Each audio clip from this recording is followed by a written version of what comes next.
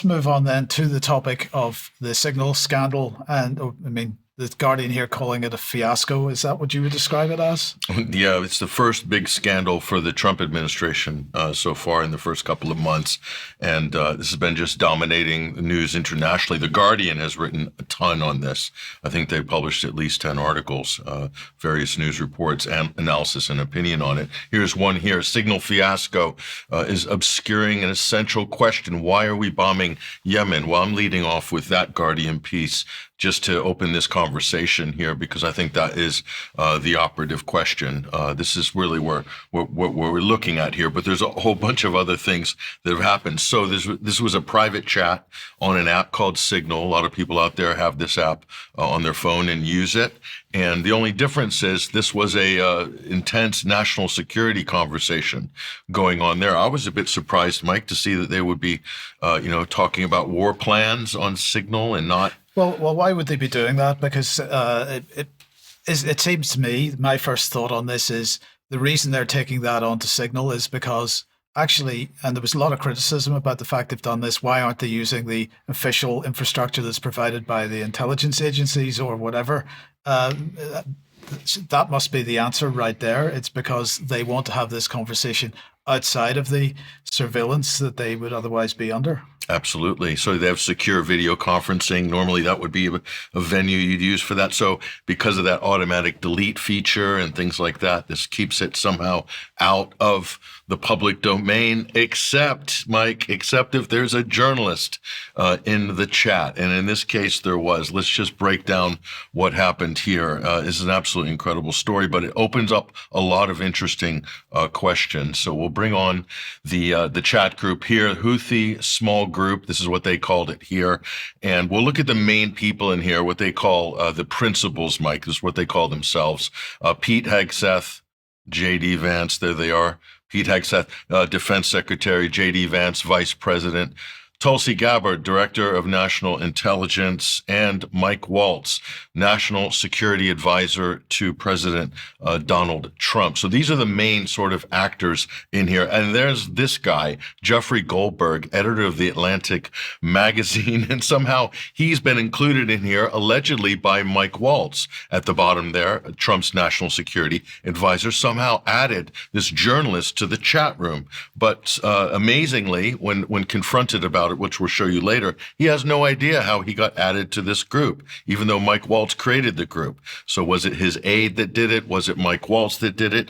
Was his phone hacked by a foreign government and they accidentally put the biggest anti-Trump journalist in Washington, Jeffrey Goldberg, a never-Trumper, one of the big pushers of Russiagate early on. But here's the kicker. Also the greatest defender of the state of Israel. Very hawkish against Yemen, very hawkish against Iran.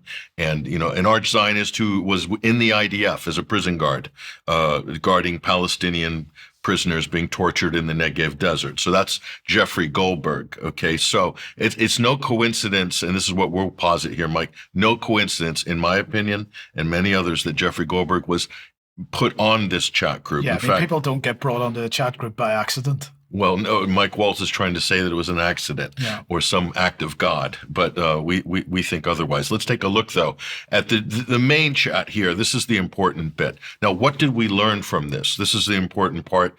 At least we get a look in here of how people act and think within this White House and Trump cabinet here. So J.D. Vance kicks off, says, team, I'm on a trip in Michigan or whatever. He's saying, I think we're making a mistake by bombing Yemen here. And this was the Yemen bombing from 2 weeks ago that was carried out. He says only 3% of U.S. trade runs through the Suez Canal, 40% European trade. It's the risk is that the public won't understand why it's necessary. Is it in American interest, etc.? And so Pete Hegseth comes back here. Oh, this is Vance again. The bottom on here, it says, Mike, but I'm not sure the president is aware how inconsistent his message is with Europe right now. So the issue of Europe comes up. And so we'll go here to Pete Hegseth responds to the vice president. I understand your concerns, and I fully support you raising it with the president. But he says what this boils down to here is nobody knows who the Houthis are. So this is what we need to get our messaging say. He says, I think the messaging is going to be tough no matter what. Nobody knows who the Houthis are, which is why we would need to say and focus on Biden failed and Iran is funding them. So he's saying this is because of Biden's failure and Biden's weakness and because of Iran is funding the Houthis. So it's all about messaging. So is this what the intention of the attack was? And we'll explain that in a minute. But I mean, it's kind of bizarre on one level, but also very crass on another. This is Stephen Miller here, and he's saying, what's Egypt and Europe going to give us in return for this supposed favor? You see, they keep saying Europe, Europe, Europe. Nobody's mentioning Israel in any of these chats. It's totally verboten. It's almost like Europe is code for Israel in this discussion, but it's amazing. So that's Stephen Miller. He's an advisor to the president here. And then back to Pete Hegseth here. Yes, the European freeloading is pathetic. So, this is terrible for European-U.S. relations, this type of disclosure here. And he's saying, talking about timing and so forth. And so we go on here and say, we're prepared to execute. And if I had final go or a no-go vote, I believe we should. This is not about the Houthis. I see it as two things: restoring freedom of navigation, a core national interest, and reestablishing deterrence.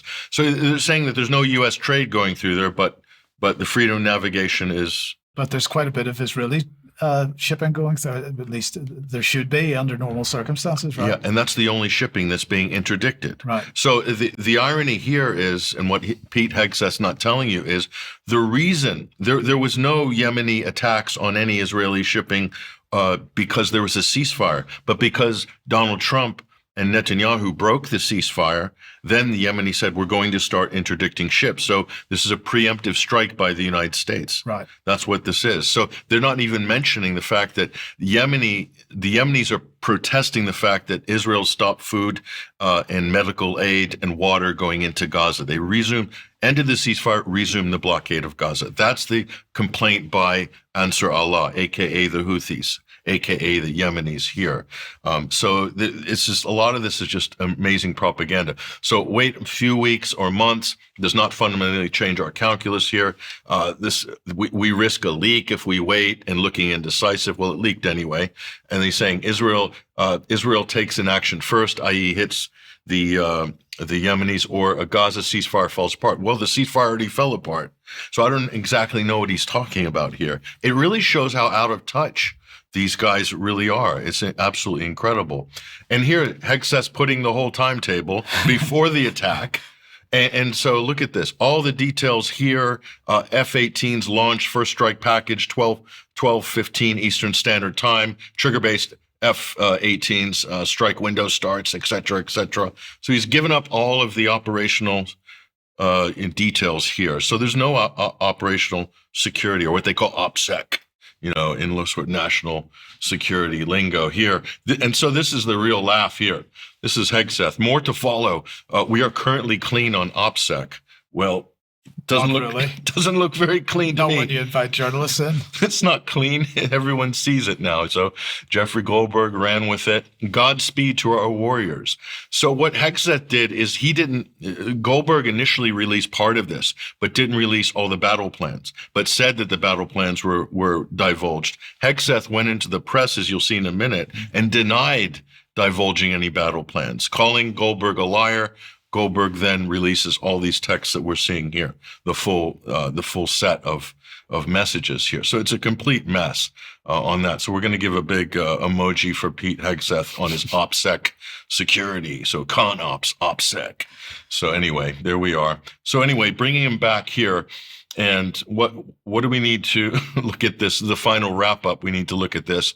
Mike Waltz, I'm typing too fast. The top missile guy, we had a positive idea of him walking into his girlfriend's building. It's now collapsed. Excellent. Mike Waltz, fist, American flag, emoji. Good job, Pete, says Marco Rubio at the bottom. Mike Waltz, great job, team. I mean, it's just so high schoolish. in terms of the way that they're interacting. I mean, it's kind of shocking on that level. So anyway, we'll go to, this is Pete Hegseth, basically, before everything was released, denying it all in front of the American public. Look at this. Looking forward to it. One question. Can you share how your information about war plans against the Houthis in Yemen was shared with a journalist in The Atlantic? And were those details classified? You're talking about a deceitful and highly discredited so-called journalist who's made a profession of peddling hoaxes time and time again, to include the hoaxes of Russia, or the fine people on both sides hoax, or suckers and losers hoax. So this is the guy that peddles in garbage. This is what he does. I would love to comment on the Houthi campaign because of the skill and courage of our troops. I've monitored it very closely from the beginning. And you see, we've been managing 4 years of deferred maintenance under the Trump administration. Our troops, our sailors were getting shot at as targets. Our ships couldn't sail through. And when they did shoot back, it was purely defensively or at shacks in Yemen. President Trump said, no more. We will reestablish deterrence. We will open freedom of navigation, and we will ultimately decimate the Houthis, which is exactly what we're doing as we speak from the beginning, overwhelmingly. Why were those details? So you can see, completely unhinged. Pete Hegseth doesn't like being challenged by the press. He's only 44 years old. He's a Fox News weekend host who was made defense secretary. The highest rank he attained in the military is major, so not exactly qualified to be the head of the Pentagon. So why he was selected by Trump or by another foreign government, perhaps, is anyone's guess. But you can see, he said, our brave warriors attacking the Houthis. Yemen's the poorest country in the world, and it's merely enforcing a blockade on Israeli ships in accordance to the International Courts of Justice genocide case, the Genocide Convention, a number of other international treaties, and the fact that they have a right to issue sanctions against Israel for crimes against humanity until it stops. And when they did have a ceasefire by Trump, they did stop interdicting ships.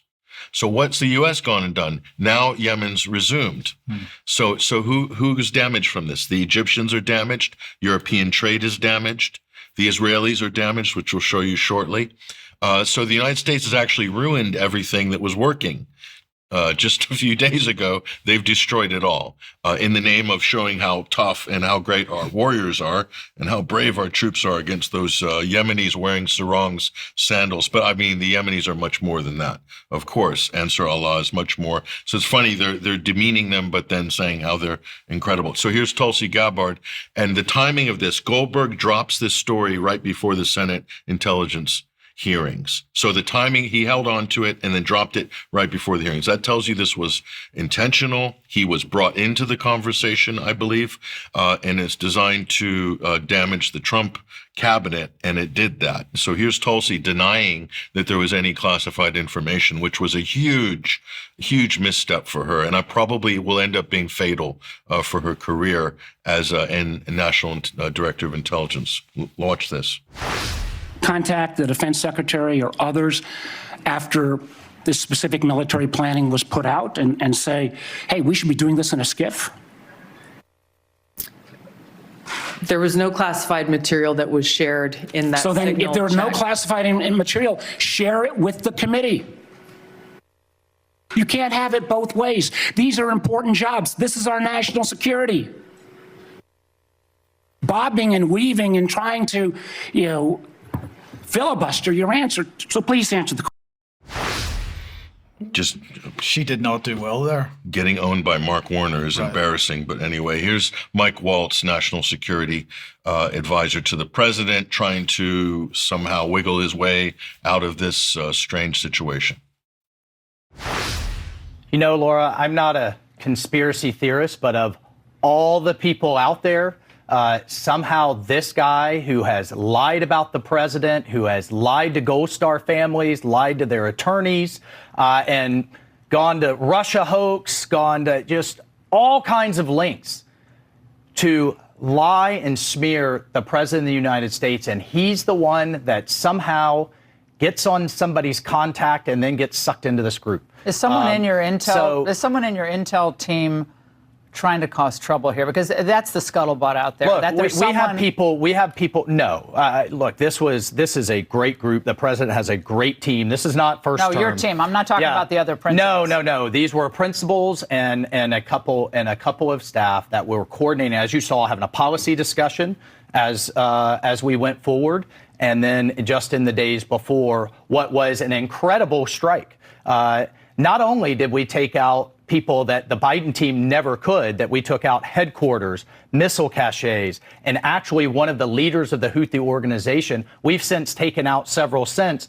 And, that's what they don't want to talk about. They don't want to talk about the success here. They don't want to talk about the hostages getting released. They don't want to talk about the Black Sea ceasefire that we just put in place today as the president ends the largest land war in Europe, or the border, or the fact that Panama just kicked China out of the canal, and success after success after success. So they want to focus on this. It's embarrassing, yes. We're going to get to the bottom of it. I just talked to Elon on the way here. We've got the best technical minds looking at how this happened.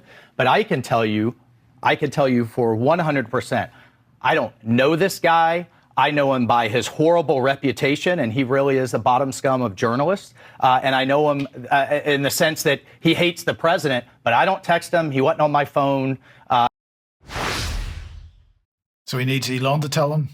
Yeah, you need Elon's tech team to say how he added the journalist to the signal group. Okay, fine. But you see him and Hegseth attacking the Goldberg instead of basically owning the fact that somehow something went on here, Mike, and we'll never know. We may never know the full story.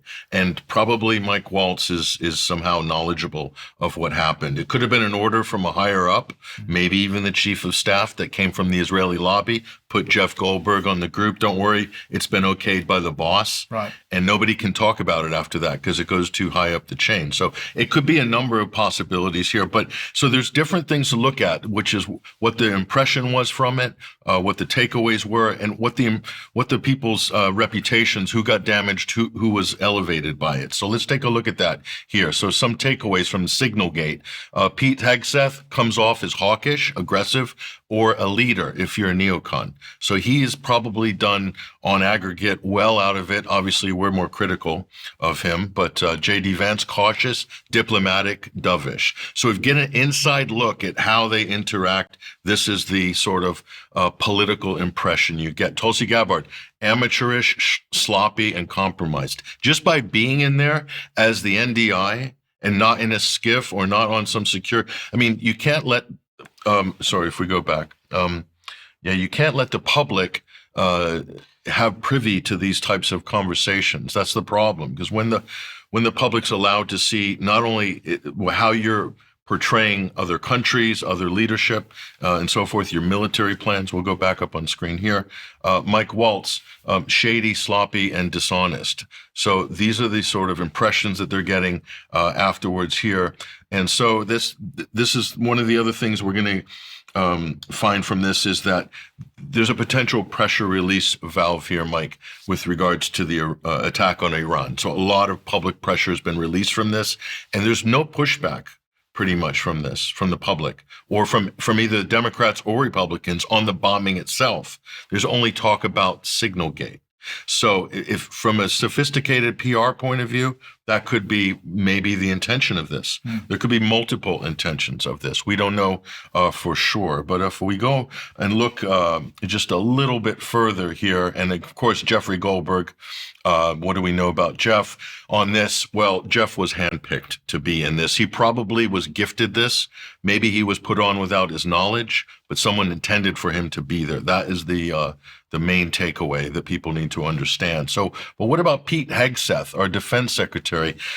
He's come off as a hothead, slightly fanatical, but just how fanatical is Pete Hegseth? Let's take a look at this. So these are the tattoos of Pete Hegseth. This is the defense secretary, 44-year-old, no experience, Fox News weekend host, not even a mainline anchor, a weekend host. So sort of second-tier Fox presenter, selected by Trump to run, a multi-trillion-dollar department in the United States government here. So let's look at the various tattoos. That's the cross of Jerusalem. Again, Crusaders. And so above, though, there's this other Deus Vult. What does that mean? This is a God will it. This is a Crusader call for the crusade. So he's a religious Christian Zionist extremist. But here's interesting. He got a new tattoo. Look below Deus Vult, and let's take a blow up of that. What does that mean? That's Arabic. It means infidel. So this is the defense secretary. He's got infidel tattooed on his arm. And so here's Pete Hegseth at the King David Hotel in 2018 during the first Trump term. Look at this. You had a chance to go see the Western Wall of the Temple Mount, the Western Wall tunnels, so much of the old city. And as you stand there, you can't help but behold the miracle before you. And it got me thinking about another miracle that I hope all of you don't see too far away. Because 1917 was a miracle, 1948 was a miracle, 1967 was a miracle, 2017, the declaration of Jerusalem as the capital was a miracle, and there's no reason why the miracle of the reestablishment of the temple on the Temple Mount is not possible. I don't know how it would happen, you don't know how it would happen, but I know that it could happen. That's all I know. That facts and activities on the ground truly matter. And that's why going and visiting Judea and Samaria, understanding that sovereignty, the very sovereignty of Israeli soil, and Israeli cities, locations, is a critical next step to showing the world that this is the land for Jews and the land of Israel. And I believe, in light of the support you have in Washington, D.C., the support you have amongst patriotic Americans, amongst evangelical Christians, amongst believers, amongst Republicans, even amongst some Democrats who can barely say it anymore in Washington, buy the ticket, take your action, do what needs to be done here in Israel, because I truly believe this is a moment where America will have your back. You have Donald Trump in the White House, you have Mike Pence as vice president, you have Nikki Haley at the UN, you have true believers in Israel and America that have your back. Total religious fanatic. So this is just what it is. And why he was elected, probably because the Israeli lobby put him on the short list for that position because of his religious fanatical pro-Zionist beliefs. So no question about that. He doesn't have the CV, he doesn't have the pedigree for it at all. So those are some of the main takeaways here.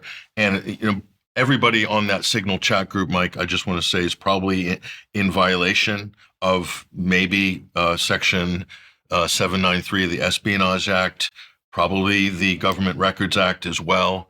And just using Signal is kind of compromising national security and classified information. It's national defense information. It's automatically classified. So there's all sorts of problems with this. Was this a setup? Definitely. Who set it up? We're not entirely sure. Who and why, we're not entirely sure, but it was definitely set up. And did it deter the Yemenis? We'll bring this up on screen here. Not really. They just fired more ballistic missiles at Israel. They wouldn't have done it before the U.S. attack. And what is this a prelude towards? We go on to the next slide. The next slide is the U.S. Attack on Iran that appears to be imminent, and everybody's talking about that. That's really what this all leads up to. I think in many ways, this was a test run, this scandal, to soften up the public for an attack on Iran. So they're really getting the public to acquiesce to what's coming, and that is talk of a bigger war. A war fever is now in America, at least on the right wing. It's sounding a lot like it did before the Iraq War. A lot of people they're talking about the inevitability of an attack on Iran, Mike. So we're reliving this again, deja vu. And, we were talking on Wednesday about B-2s being shipped to Diego Garcia. That's not about Yemen. No, that's definitely about Iran. So we're heading on a slippery slope towards probably another major war, and who knows where this one's going to end if it's allowed to happen. Yes. Okay. Thank you, Patrick. Okay, let's move on. If you like what the UK column does, please support us. Support.ukcolumn.org is the place to go. There are options for helping us out. You can make a donation. You can join as a member. And if you do join as a member, you get access to extra content and so on. Pick something up at the UK column shop if you can, or from clive2carl.com if you use the link that's here. And we'll get a small commission from everything that you buy. But if you can't do any of that, that's fine. But please share anything you see on the UK column website. We do need your help with that. There's share buttons provided because, of course, we are subject to censorship and deplatforming and various other issues. We do not need that help if you possibly can. Now, another reminder of UK column on location. Very few tickets left for this now. This is on Saturday, the 5th of April in Cheltenham. You will be speaking at that, Patrick? Yeah, I am going to be speaking. I'm very much looking forward to it. Not only seeing my colleagues, but also meeting someone like Catherine Gunn, who I've admired for many years. Yes. For what she's done. And we're certainly going to have a very interesting presentation, which we'll be delivering along with the others. I look forward to listening to everybody. Fantastic. And if you can't manage to get there in person, it will be live streamed. And so have a look on the front page of the UK column website for how to get hold of a ticket for the live stream if you would like to join us on that. Now, yesterday's discussion with another speaker at the event, Raja Miah, is now up on the UK column website. So that was broadcast at 1 p.m. yesterday. If you didn't see it, get the on-demand version on the UK column website. A quick notification of an event happening on Monday, the 7th of April from 7 to 10 p.m. What's Wrong with Sex Education?